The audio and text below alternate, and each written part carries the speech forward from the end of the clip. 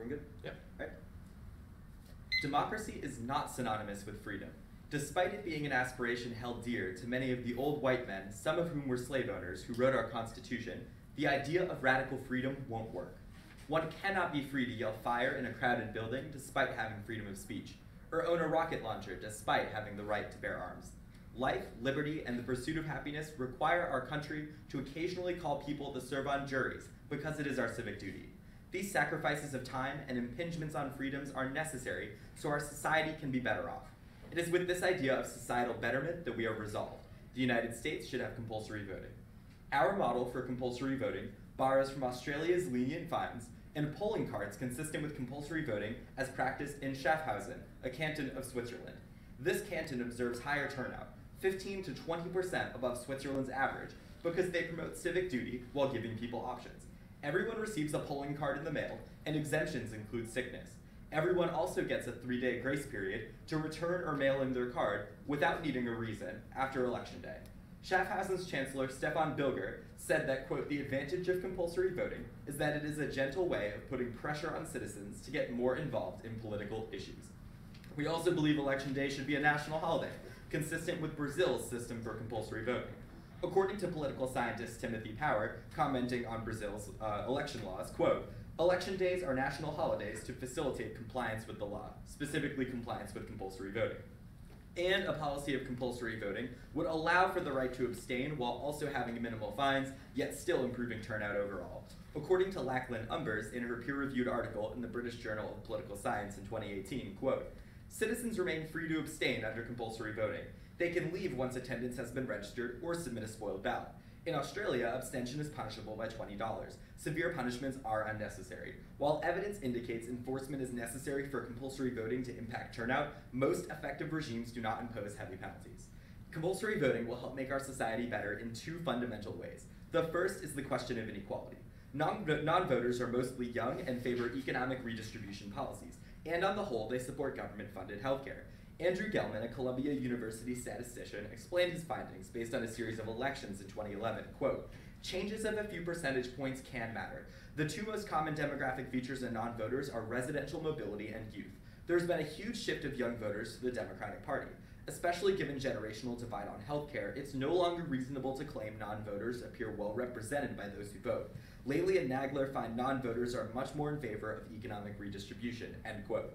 It is no secret that the Affordable Care Act is under serious heat from the judiciary and the executive. While the bill is no savior, providing health care is necessary to save lives. Attorney Mary Gersich wrote for the American Bar Association Journal in 2018 that, prior to enactment of the ACA, 3 people in our country died every 30 minutes for lack of health care. Since the ACA, that death rate has gone down, but it is still present, end quote. But this isn't just about inequality in healthcare. It is also profoundly about inequality in earnings as a result of education funding. We will take the time to explain Christopher Rau's statistical model that demonstrates that if more people vote, more income mobility happens as a result of educational funding. Rau explains, quote, I calibrate a model characterized by dynamic complementarity between early and college education to the US economy. Differences in tertiary education can account for 65% of the gaps in earnings inequality and 21% of the gaps in intergenerational earnings persistence between the US and Canada, Denmark, Finland, Norway, Sweden, and the UK. Voter turnout explains nearly 1/4 of the differences in intergenerational earnings persistence, end quote. Voter turnout in America is substantially lower than what you'll find in most developed nations. Compulsory voting, by increasing turnout from the population at large, will sway our leaders to increase public funding for both early education and college. Rau concludes, quote, voter turnout in the US is lower and skewed towards the educated. One policy to counter this would be compulsory voting.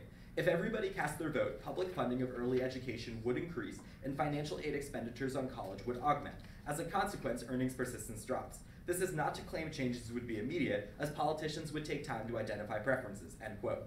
Economic inequality and health inequality are interlinked, and this nexus of social precarity contributes to 1 in every 3 deaths. According to public health scholar Stephen Bezruga, quote, the factor most responsible for poor health is rising inequality in wealth and income.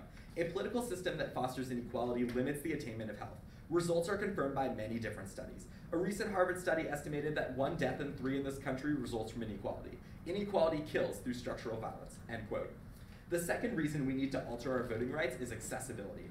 In an era where states like Alabama can pass voter ID laws, yet close DMV offices in black communities, we have to rethink civic engagement. Mandatory voting is one prong of a larger push against hate and for systemic change. According to Derek Johnson, president of the NAACP, quote, "The system continues to place barriers in front of communities of color. We must change the electoral process to increase turnout and civic engagement. A multi-pronged approach is paramount. This means a potential roadmap to mandatory voting. Evidence shows compulsory voting lifts civic engagement overall. Voting is how we will defeat hate. It is the key to systematic change," end quote. Compulsory voting by necessity would force the US to make voting most accessible. Political scientist Sarah Birch explains that, quote, "Compulsory voting is necessarily embedded in a complex set of regulations governing the conduct of elections. States where there is a legal obligation to attend the polls have reason to make voting as easy as possible for the citizenry, as this will lessen the cost of enforcement and it will enhance the popular acceptability and legitimacy of the institution. And racism and injustice must be rejected in all instances. As Albert Memmi explained in 1999, quote, "One cannot be indulgent towards racism. To give it a foothold means to diminish what is human. To accept the racist universe is to endorse fear, injustice, and violence." 4 minutes cross-examination? Yep.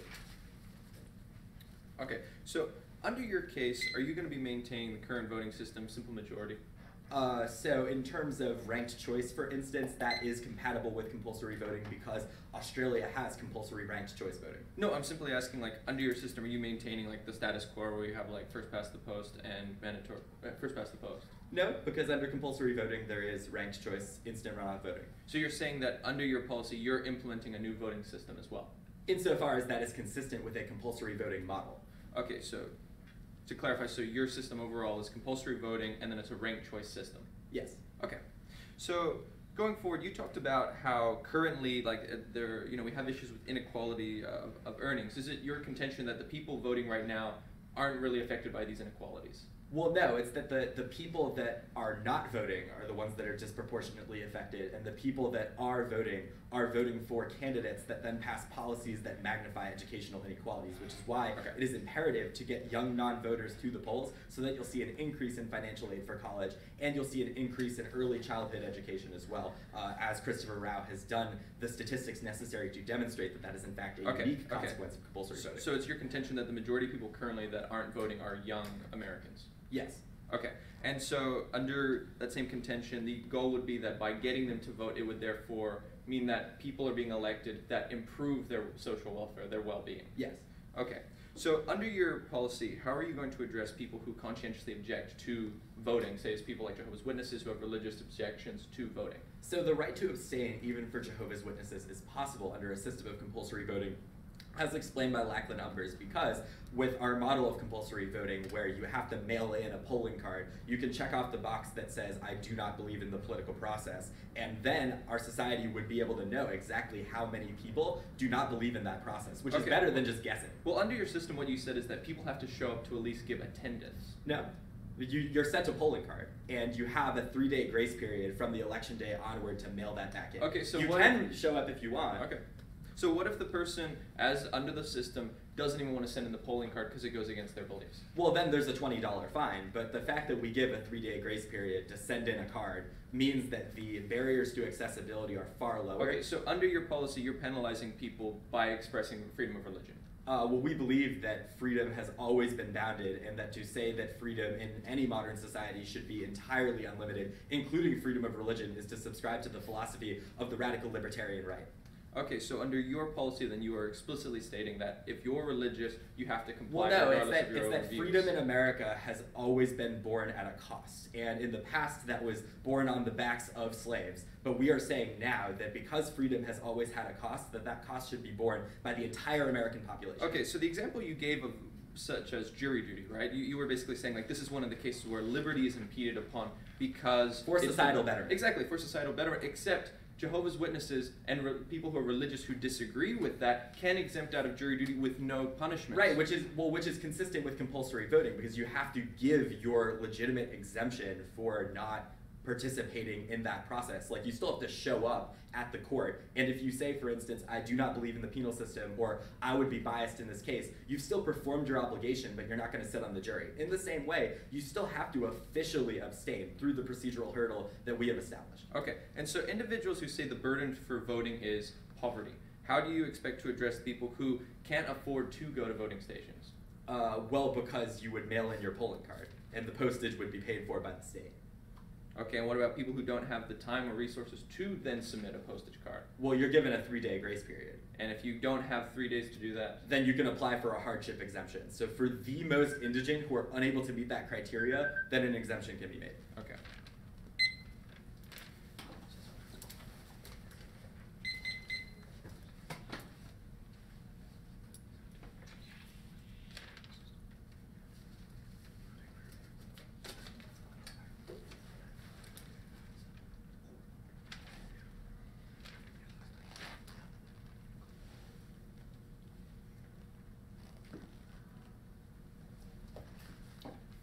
Mind if we borrow the podium? Yeah. Oh, yeah, absolutely. Great. Thank you.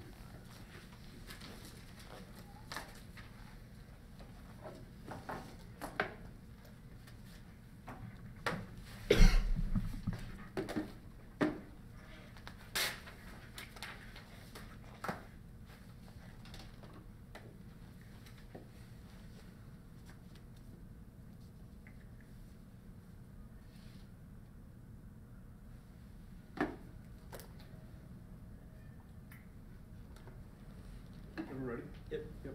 Go. Okay. It's 6 minutes.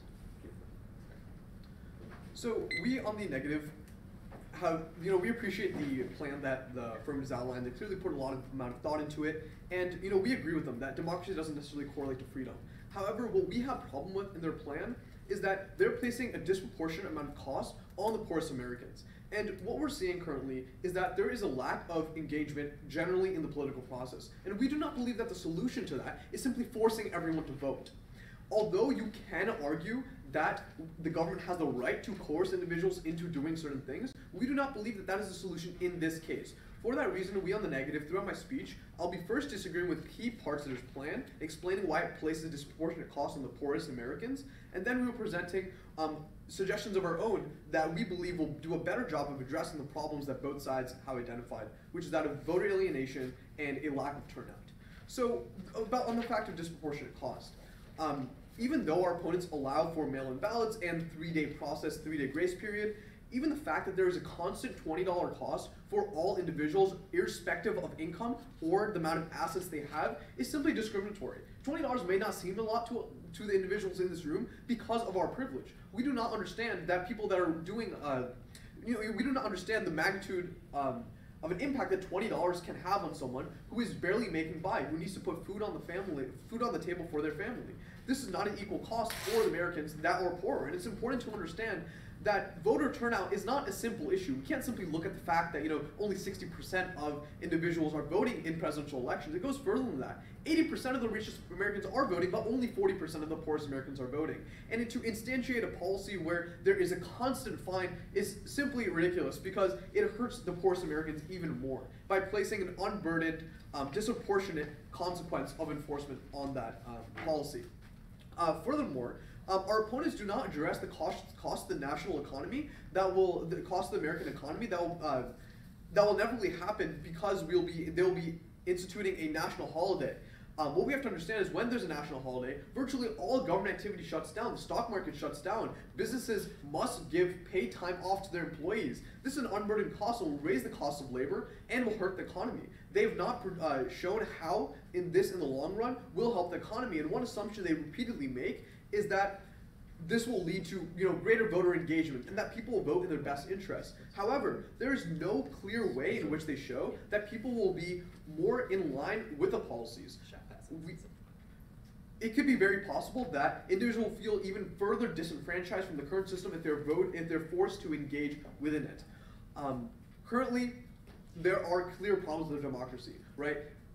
Both parties are becoming even more polarized, and people generally feel disenfranchised from the political process. The answer isn't to force them to engage and hope for the better and hope that there will be some better result because of this. In countries where mandatory voting is there, like in Australia, those countries still see a lot of authoritarian politicians and have seen a rise in nationalism. we do not know what holds in store for America if we just simply make voting compulsory. We do not know that the electorate will be fully engaged or be fully educated.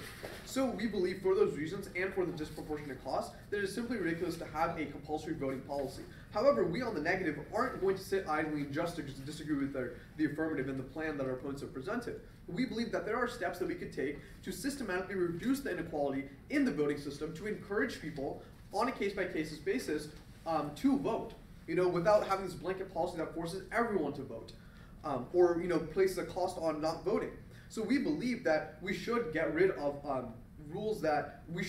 policies that are equivalent to voter suppression. We should not purge voter rolls, and we should implement automatic voter registration. In Oregon, for instance, automatic voter registration has resulted in a quadrupling in the number of voters just within a couple years of being introduced.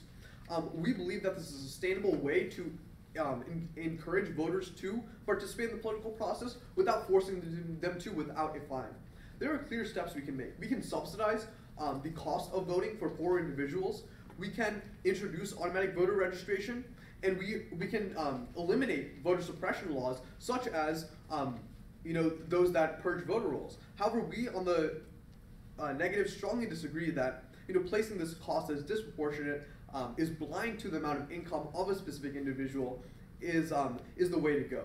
We believe that not only does this encroach on freedoms, it encroaches on economic liberties, and in the long term will hurt America. Our opponents have not shown how this will result in concrete better policies for all Americans, because they have not shown that all Americans as a result of their policy will be better educated. We believe that with our changes, voters will be the barrier to voting will be lowered. And because voters will be forced into voting, we will have a more representative democracy that reflects the views of the people that actually care and actually want to have an impact. And with that, I strongly urge a vote for the negative. Thank you. Okay, ready for cross-examination? Right. Cool. So when has the stock market ever shut down on a national holiday?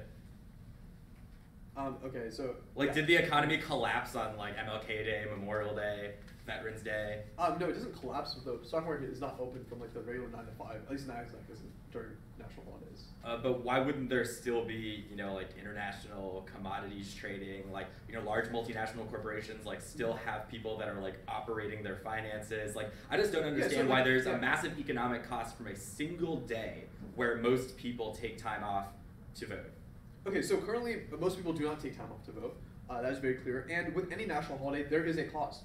Companies are forced to give paid time off to their employees, which raises the cost of labor, especially for lower wage jobs.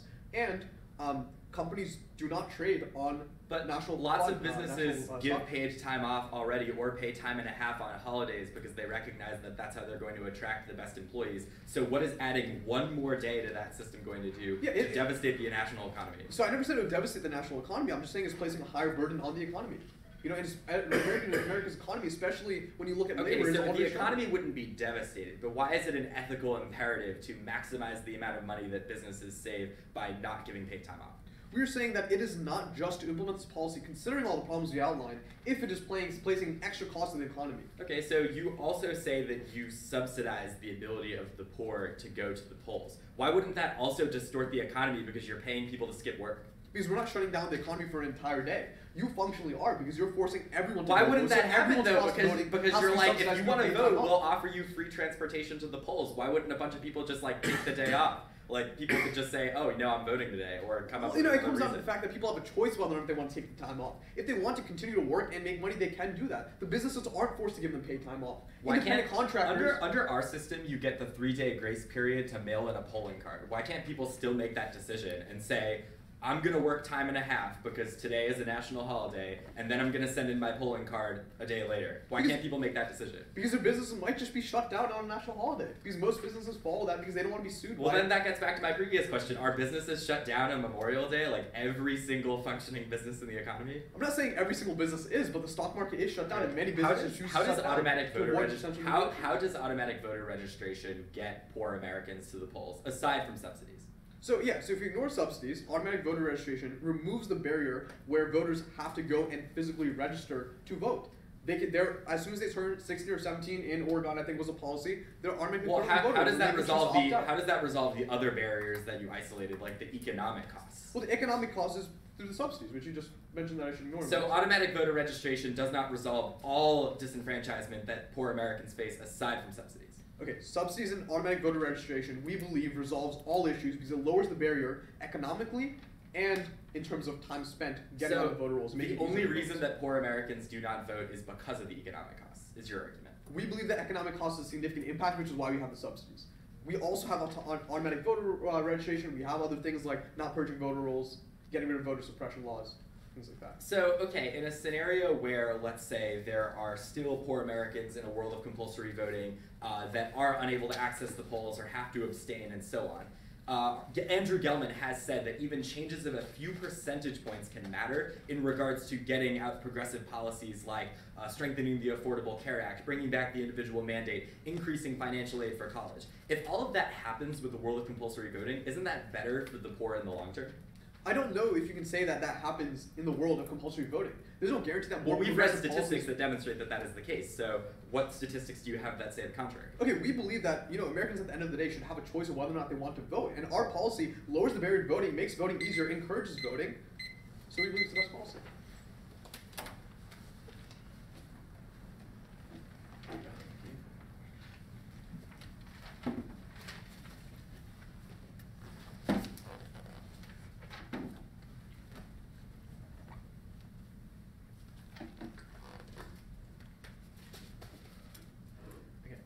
We all set? Cool. Yep. 1 in 3 deaths in this country results from inequality, which is a form of structural violence that begs the response. Fortunately, compulsory voting is able to provide a solution to these forms of inequalities in 2 ways. First is economics. Compulsory voting is essential to mitigate inequality in the form of economic redistribution programs that would fund education and financial aid expenditures that would augment as a result of it, allowing a shift in the intergenerational earnings between young voters and their families, and their older family members. Second is for health.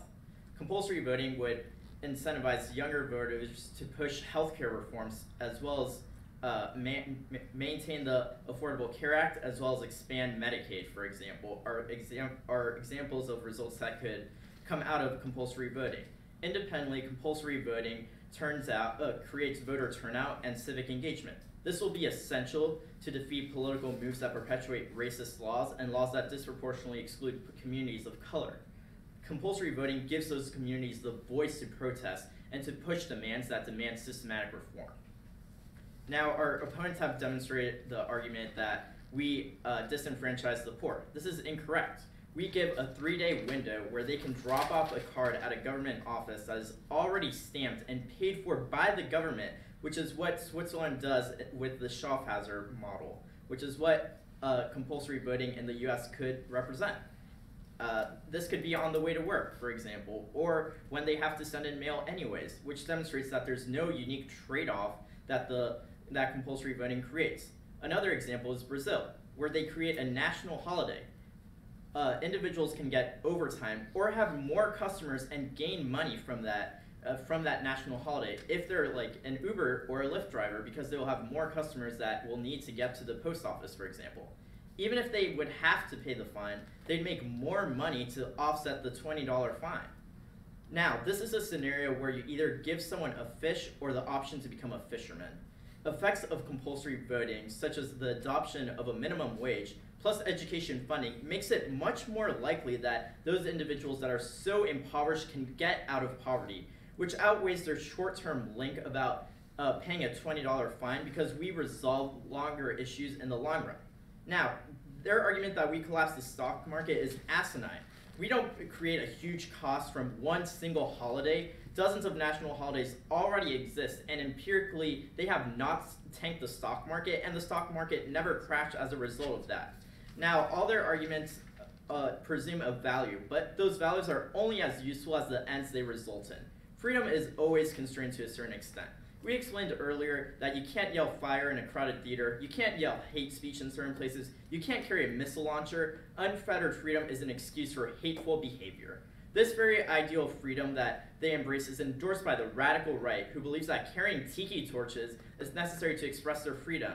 That freedom is always built upon the backs of others.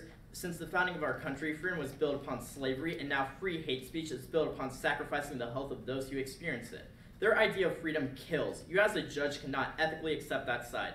Each of us has a responsibility to speak out against racist, homophobic, and sexist comments, among others. Your ballot for our side does that. Now, there's other obligations in the status quo, such as jury duty, which violate freedom to a certain extent already. But it is an obligation that we have to contribute within our society. And because we do a balloting that allows for a check for abstention, this lets society know how many objectors there have versus how many individuals don't choose to vote. If we have a published list of abstained voters, then we will know and have the knowledge to acknowledge their concerns of their conscientious objections to the political system, and we can address those through creating systematic changes. And mandatory voting has a unique benefit of forcing politicians to avoid dog whistling and using polarized rhetoric, according to politics lecturer Waleed Ali from Mashan University, one of Australia's leading universities. Compulsory voting changes who runs for office and the proposals they support. In a compulsory election, it is not paid to energize your base to the exclusion of other voters. Elections are decided by swing votes, and one in the center. Australia has xenophobic politicians, but they dwell in minor parties. Australia has had bad governance, but it isn't nearly as vulnerable to demagogues. Now, their counter-proposal should not be evaluated in this debate, because this debate is about whether or not the U.S. should have compulsory voting, not what are all the different ways one can change the United States. While a set of unique ideas, you as a judge should not consider a world in which they get to wave a wand and envision a different status quo. Why not do both? Australia has a national holiday. We can create secondary reforms such as all the examples that they have given, such as subsidizing transportation, getting rid of voter suppression, etc. But their arguments to subsidize transportation would also negatively affect the economy, which demonstrates that their arguments don't make much sense. Now, rank order voters become something that we can address and do so more effectively because we're a prerequisite to the benefits of ranked orders.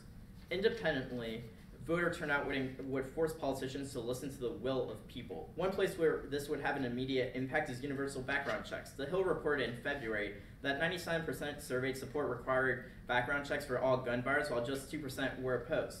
This is an issue that candidates would have to follow through, according to Gifford's 2018 gun violence poll. A survey of 1,500 likely 2018 voters in 38 districts include 34 Republican-held districts, and this would save 90 lives a day, according to Andrew Galea. 90 people die a day of gun-related injuries in the U.S. each day. Nationwide adoption of background checks could reduce gun-related deaths. Process? Yeah. It's fine if I stay seated. Okay.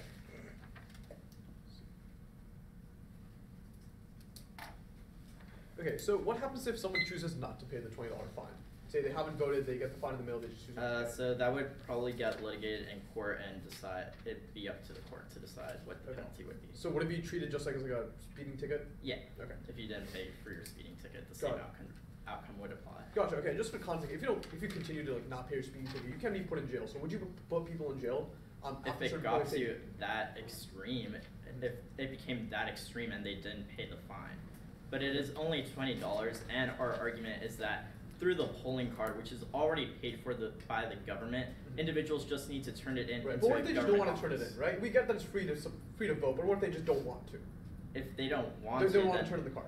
Then they can apply for an exemption if they qualify for one, if they are in such a position of hardship. So what if they choose to just be apolitical? Say like, I don't believe in the political system, I don't want to submit this card. Will I get thrown in jail eventually? So they can show up and the compulsory voting would just collect their attendance and they can just say, I want to submit a spoiled ballot. But our argument is that compulsory voting increases the knowledge of those voters that want to speak out and be apolitical for whatever reason, and we can create reforms to address those concerns. Okay, thank you. How is a $20 fine effective enforcement for middle class or upper class Americans? If that simply amount just isn't anything to them, especially the wealthier Americans? Our argument will be that those individuals will just pay the fine if they if they choose not to vote. So how will that increase participation amongst middle class or So wealthy Americans? we have read evidence from statisticians that say that by creating a compulsory voting system, that will statistically increase the amount of civic engagement and civic So presence. why have any fine at all? Why have a $20 fine? Well, we would have the fines to promote and incentivize people to show up. So if the fine isn't impacting middle class and So, upper class Americans, they're only bound to the Australia- idea of having to vote because of the law. Isn't the fine only affecting the Aus- poorest Americans? No, our argument is that Australia, for example, has the highest turnout rate across the world because they have a 90% turnout rate, but they have that $20 fine for those 10% So you, that don't so, want so to you believe show your up. plan will be not as effective if you were to get rid of the $20 fine? Correct. Correct? Okay, thank you. How's mail-in voting? You discussed this town in Switzerland. Has it ever been implemented on a national level in any country? It has been done in Switzerland, and that On a has national level? succeeded in that province of Switzerland, which is a Okay. pretty substantial area. Okay, so do you believe, what evidence do you have to show that this plan will work in America? We have a very secure voting So, system currently. we have- You're completely getting rid of any voting machines. People are just So, sending it through mail. We What are have you going read to protect a against piece of abuse? evidence from a political scientist who compares different countries such as Brazil, Australia, Switzerland to the United States and says that in the United States, statistically, we can increase civic engagement because those countries have empirically increased civic engagement. So with a mail-in voting system? Yeah, because Switzerland implemented that system and that promoted civic engagement. Okay, so do you believe that the American system will work with a completely mail-in system where people will just be able to stand in ballots? Yeah, you have not read any piece of evidence to say that it would not work Okay, otherwise. thank you. What elections will this be impacting? Federal, state, local, which ones? All of them. Okay, so all federal, state, and local elections will be mandatory, and all of them will be subject to a $20 fine. So what if there's multiple local elections happening in a year, or like in a month, right? There's 2 local Yeah, elections happening. there are a ton of local elections. So Our each of those argument will is each that carry a $20 fine for each election? there would probably be some agreement among, well, it would be left up to state and local officials to determine what the exact penalty But would your be recommendation is $20 per election. for the correct? national election. Which elections? For the Okay. main presidential election, it Okay. would probably be But $20. all elections are compulsory, right? Just to get that clear? Yeah. Okay, thank you.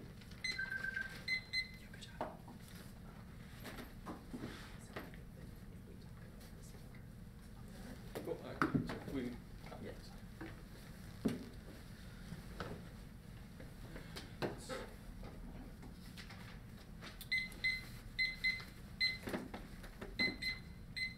sorry, just give me one sec.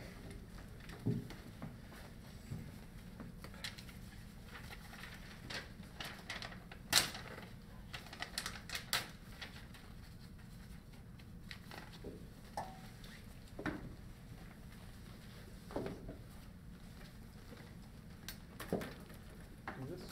Huh? No, I've got the version of that.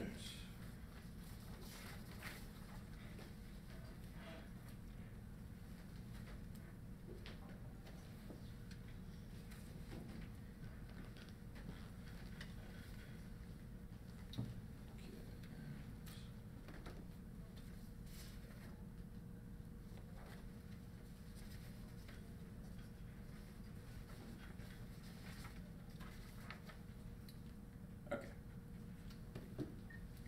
Ladies and gentlemen, honest disagreement is often a good sign of progress. Mahatma Gandhi. As addressed by our first neg, under our policy, we fundamentally agree with the affirmative that we need to change how voting is done in the United States. However, we have an honest disagreement with how the affirmative seeks to change it.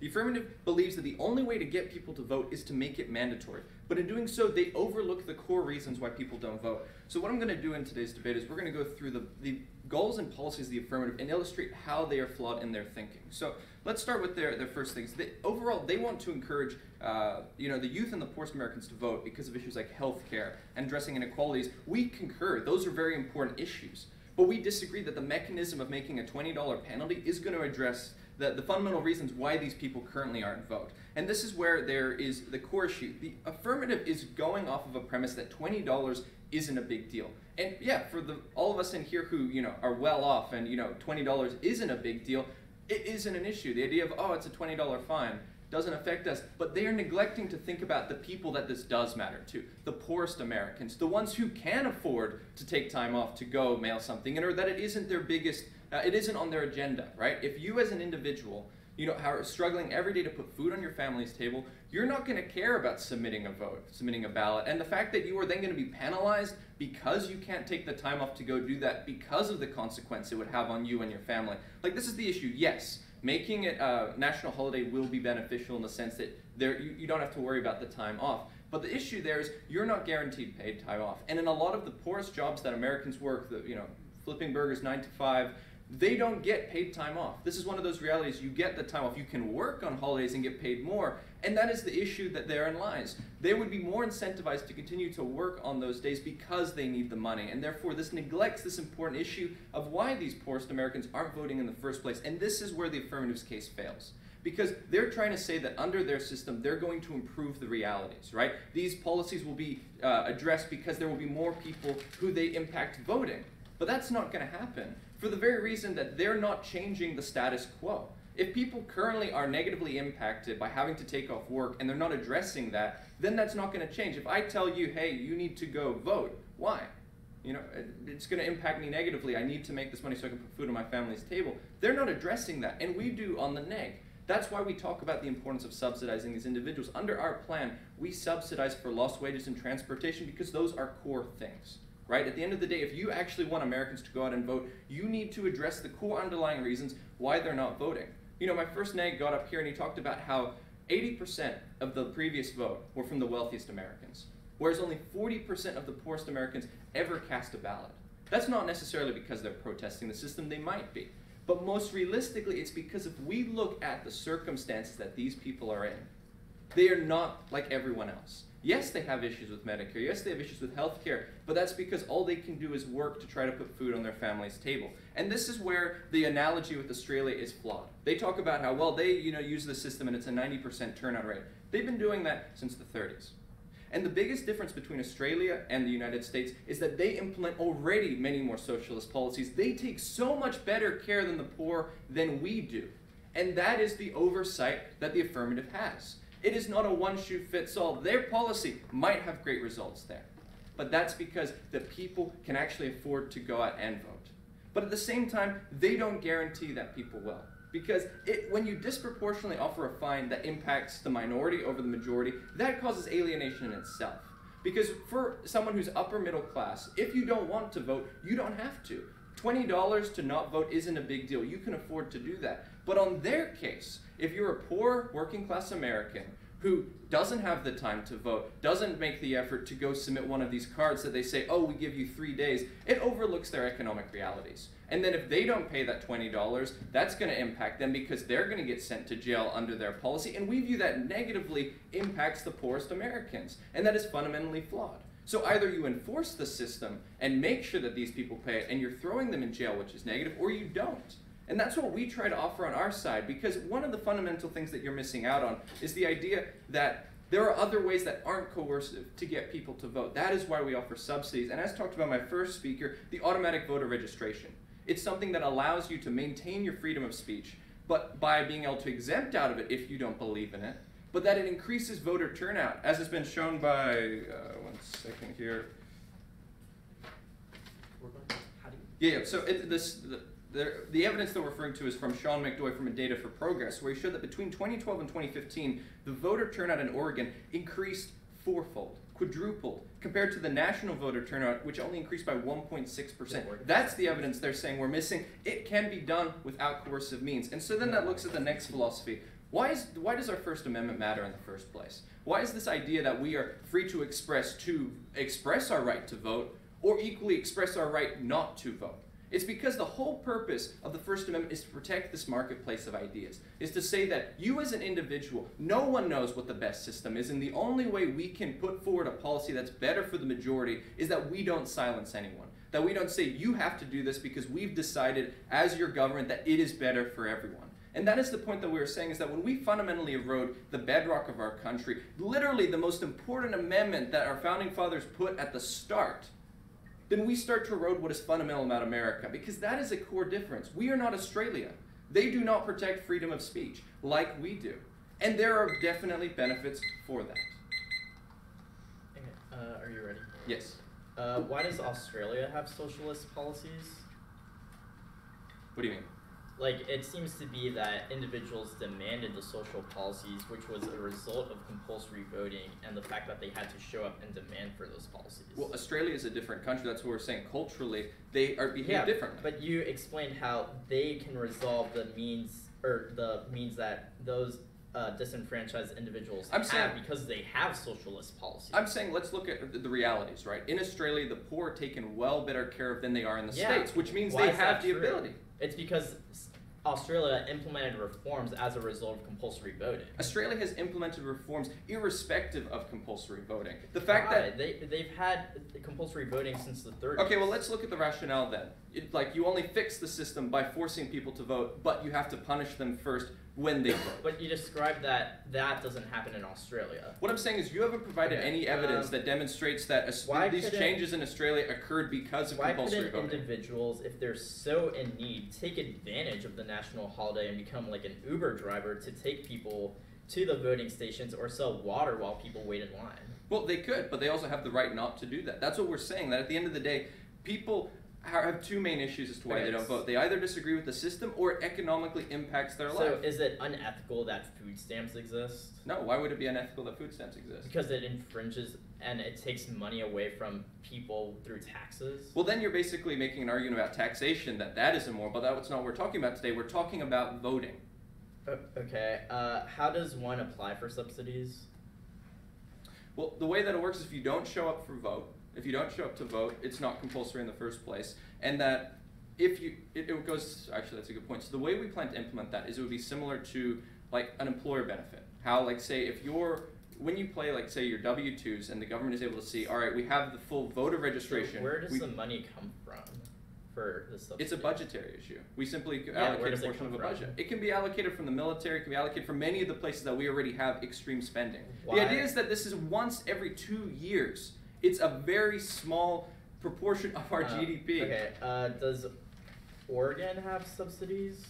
Yes, Oregon does have subsidies. They do? How much do they dedicate to the subsidies? They allocate up to the person's entire day of work if they couldn't afford it. So they do that for each individual? They do that for each individual who would qualify. So the idea is, like, if you are an upper wealthy class American who can afford to take the time off not to vote. What are the requirements necessary to qualify? The requirements necessary to qualify is to demonstrate that it would have a negative harm on you financially or your family. That? You can demonstrate that your expenses are significantly higher than the average American. Okay, so it requires a ton of paperwork. Why will that get processed in time? What do you mean? Why will that get processed in time for those individuals to arrive to The whole point is that under our system, the burden is on the government to help these people as opposed to these people. Because like under your system, you're requiring people to, like, the burden is on them to mail something in. Under our system, we're enrolling these people. These are the things we check when we enroll them. Have to apply for the subsidy in order to No, that's what we're saying. You don't apply for the subsidy. It's just a part to you? No. That is what we're saying is because it's mandatory voting. Sorry, it's not mandatory. It's automatic voter registration. When you are enrolled to vote, that's when those questions are asked. You are required, hey, is voting gonna have a negative impact on you financially? And so from there, they're able to address. Why is that true if your financial means certainly change all the time? Yeah, and those update for each election. So so it's just every 2 years? That's the point of the voting system. It's the same thing as you said with food stamps, right? If you need it, you apply for it. So they have to. What if someone changes their voter registration? So they're they move? Or if they don't change their voter registration? What do you mean? Yeah. Oh, here. Do you want the? Yeah. Do you guys want the? Thank you.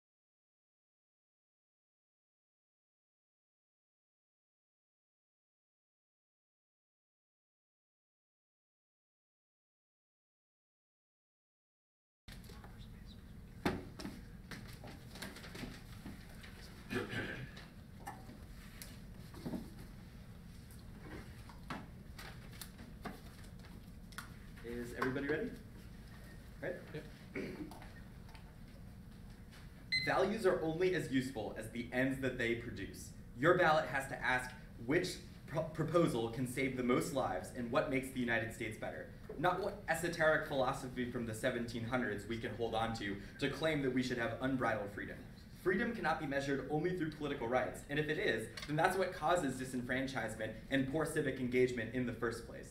Additionally, freedom has always been born at a cost. In the past, it was born on the backs of slaves, but now, in order to maintain equality and democracy today, that cost must be borne by the entirety of the American population, which requires compulsory voting. Because we know that there are limits to freedom. You cannot yell fire in a movie theater, and even if you have the right to bear arms, you cannot own a bazooka launcher, because at the end of the day, we have to prioritize safety. But there are policies now that are undermining the safety of poor Americans on a daily basis, because 1 in 3 deaths in the US are produced by economic and health inequality, and only compulsory voting can augment the civic engagement necessary to change those policies. In addition, we know that there is still an opportunity for abstention within a system of compulsory voting, because even those with genuine religious or political objections can still check the box on their polling card that they do not believe in the political process, and then mail that out or drop it off at a government office within a 3-day grace period, which makes it possible then for people to register their conscientious objection. And this is in fact better for the marketplace of ideas, because as my partner pointed out, it means that our society will have a better tally of how many people are conscientious or religious objectors, which will actually promote the national conversation that we need about the relationship between religion and politics, which means at the end of the day, in no modern society has there ever been unlimited freedom. For instance, we have jury duty. It's a basic obligation of being a citizen in a democracy, and even if you don't want to participate, you still have to perform the basic duty of showing up, which is really what compulsory voting is, because you still have the opportunity to cast a blank ballot or a spoiled ballot, but you still just have to demonstrate that you are participating in the process, which is why at the end of the day, their version of freedom is the philosophy of the radical right and only does more harm than good, because only compulsory voting can spur more civic engagement. For instance, compulsory voting means that policies actually reflect the will of the people. That leads to universal background checks, because polls demonstrate that 97% of Americans support this policy, and a Giffords poll demonstrates that even in the deepest red Republican districts, a majority of voters actually care about the candidate's position on gun safety, and they're going to hold their feet to the fire to demand that universal background checks are actually passed. This means that 90 lives a day would be saved as a result of stricter gun laws, and it's a consequence of compulsory voting, because in a scenario where you have only 55% or 60% turnout, the policies that are passed are not actually going to reflect the will of the vast majority of people. In addition, mandatory voting reduces polarization, because according to politics lecturer Waled Ali, in Australia, for instance, xenophobic politicians only thrive at the margins, because you have to be able to appeal to the median voter and think about the policies that would benefit all Americans. You cannot just energize your base in order to win an election. This means that dog whistling will decrease and that polarization will be attenuated. Ali is also speaking to why the United States should model Australia's philosophy on compulsory voting, which demonstrates that Australia is not fundamentally different. In addition, the reason why Australia has had such amazing social democratic policies since the 30s and in the post-World War II era is because of compulsory voting. For example, Harvard professor of government Anthony Fowler found that there was a direct correlation between an increase in old age pension spending and compulsory voting, and that this cannot be explained simply by chance, which is why compulsory voting leads to those more progressive policies in the long term. In terms of the negatives counter-proposal, remember that the focus of the debate should be about whether or not the United States ought to adopt compulsory voting, not all of the different ways that we can change the United States, which means that the negative should not just get to wave a magic wand that imagines that we can just subsidize to an unlimited degree the ability of poor people to access the polls. Also, why can't we do both? It is totally possible to have automatic voter registration, ranked choice voting, and subsidies for the poor within a system of compulsory voting. The subsidies themselves are just going to lead to a bunch of onerous paperwork, as my partner explained in cross-examination, which would also continue to burden and disenfranchise the poor, and it will also take a long time, because the state will only be looking at what your financial profile was at the time that you registered to vote. And that's going to change a lot from when you're 18 to 40. In addition, they said that this money would come from other parts of the budget, which means that there will be less money spent on healthcare and financial aid for college and for early childhood education, which will harm the poor more often in the long term because of where they said the funding will come from. But compulsory voting does get more poor people to turn out and leads to these more progressive policies, and we have the statistics to demonstrate it. Next is they say that more upper middle class people are going to be alienated and then not turn out. But that ends up being a good thing because you have more economically marginalized people actually turning out, and that's why you get more progressive policies. In terms of the $20 fine or being sent to prison, that only happens in the most extreme scenario.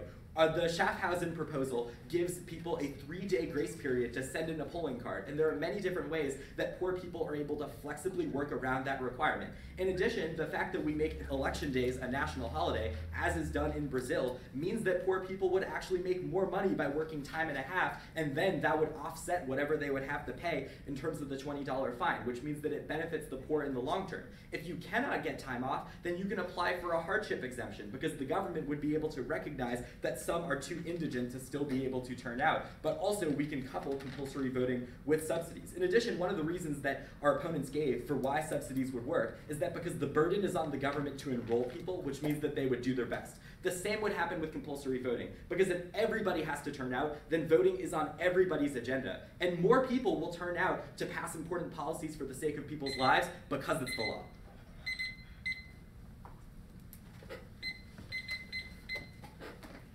2 minutes.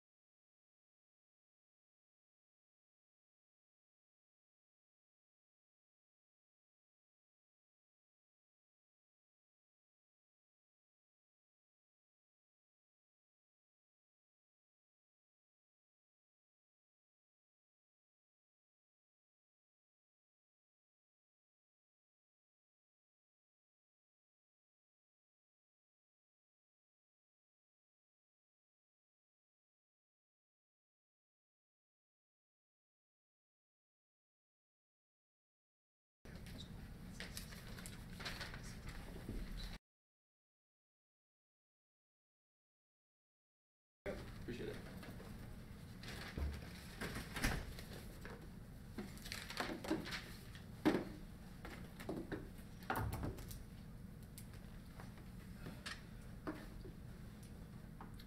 Ready?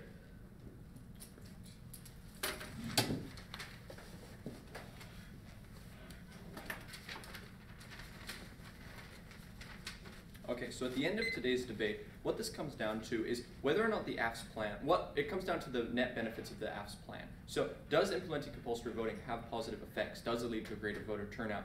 Or does it create more harms? Does it negatively impact the poorest Americans? Does it actually fail to accomplish the goals that the AF is trying to approve? What we show on the neg is that both that the AF plan will fail at the end of the day, and that the neg plan is actually far better at achieving the results that the AF is trying to implement in the first place. Now, one of the first things we need to talk about is mutual exclusivity. One of the big claims that the AF has tried to say is that their case is not mutually exclusive to ours, but that is inherently not true. They say that you can do all of these things. You can have automatic voter registration and be compulsory, but those two things are mutually exclusive because automatic voter registration enables the ability to opt out. But compulsory, by definition, inherently says you don't have a choice. You can opt out. So innately there is mutual exclusivity. Our two plans are separate. So let's first look at kind of what the AF is trying to accomplish in today's debate. Because we agree fundamentally with a lot of their goals. We do agree that we should be trying to push forward some more progressive policies, ones that help address healthcare, one that help address the income inequalities and inequalities in general in the United States. That's important. And their rationale is that you will get that with more people voting because of compulsory. Specifically that these groups who it affects the most, those are the poorest Americans. Right? And so their belief is that by making it compulsory, they will be more likely to vote. But the problem is their system punishes these poorest Americans. It doesn't actually address the underlying reasons why they're not voting in the first place. For them, it's like, hey, let's give people a 3-day grace period to submit a ballot. They're putting the onus on the voters themselves to submit that vote. And the problem therein lies that they're assuming these people have time in the 3-day period. It's assuming that it's like us, that, hey, we could take a day off to go vote. But the problem is that naively ignores the realities of the poorest Americans. The ones who their day is, they get up, they go to work so that they can put food on their family's table. And when they're done with the day, they're tired. They want to go home, they want to spend time with their family. They don't want to have to submit a ballot. Because why? But the worst part of that is them expressing that, hey, I have more important things to do. They then get penalized for it. And yes, they said, oh, it's a $20 fine. But the problem is under their system, it's not just one $20 fine. Every election is mandatory. So if you miss your local, you miss your state, you miss the federal election, those fines add up quickly. You're not dealing with just $20, but I mean, $20 is a lot for people who can't afford that. But now all of a sudden you're saying you could stack up to hundreds of dollars of fines. That equates to almost if people are only $15,000 a year, that's almost like 1% of their entire earnings, and now you're saying they have to pay that or they go to jail. So the affirmative policy is extremely discriminatory against the poorest Americans. Because think about it, for those of us in this room, the majority of us could afford not to vote. If we didn't want to, hey, I'll pay the $20 fine, I don't vote. It's an ineffective system to force people to vote in the upper middle class. And now what's interesting is the heart of this resolution is about trying to make a better democracy, where the voices of everyone are heard, not just a select group. And they were saying that it would be better if wealthy people don't turn out because they're not progressive, which is a terrible, flawed decision, because you're saying, well, now let's be selective on who matters in society, which is the problem. We're trying to make it so that our system is more democratic, where every voice is heard, whether you're wealthy, whether you're middle class, or whether you're poor. And so let's look at exactly how we try to accomplish this. Because the first thing to look at is their plan fundamentally fails. If more Americans aren't turning out to vote, especially this poorest bloc, they failed today's debate. And we've shown why they failed today's debate because of things like jail time. Like, why are you putting the poorest Americans in an even worse situation where they're already struggling to get these to make money on a daily basis, and now you're saying, sorry, you have to then pay more of your income because you didn't turn up to vote, which we didn't make convenient for you, and if you don't, you're going to jail. So you're penalizing people twice, first because they have to work and miss out on, and then again when they have to end up paying these fines. Now an important thing to think about is that we are not Australia. They have an entire different system of government. They are a parliamentary system. That is not what we have. We are a republic. And more importantly they try to say that, well, the only reason progressive policies occurred in that country is because of compulsory voting. But that's not true. The reason people could vote in the first place is because they had policies that helped the poorest Australians get out to vote, which is what the Affirmative plan misses. So now let's look at the benefits that you actually get on the neg. We protect freedom of speech because we allow you to immediately opt out of voting if you don't want to. And the burden isn't on the people. It is on the government, because when we automatically vote and enroll you, these are the questions that you are asked. Do you want to be registered to vote? Yes or no. When you are registered to vote, will you need financial assistance to make it to the voting stations? It's a very streamlined and easy process that protects these individual liberties. Because at the end of the day, we have the right to privacy. We have the right to not disclose the reason why we don't want to vote. That is a core inherent part of the First Amendment. So what you get on the neg plan is we are non-coercive. We increased voter turnout because we subsidize things like travel. And the fact is that under our plan, we condense voting into a single day. Federal, state, and local elections, unlike the affirmative, are on one day. So instead of having to pay for multiple elections, you're only paying to subsidize for a single election every 2 years. That is financially responsible and capable for the United States. So at the end of today's debate, we lead to more people voting, because we address the underlying reasons why people aren't voting in the United States. And when you look at these two cases and decide at the end of the day which side wins, you have to be realistic.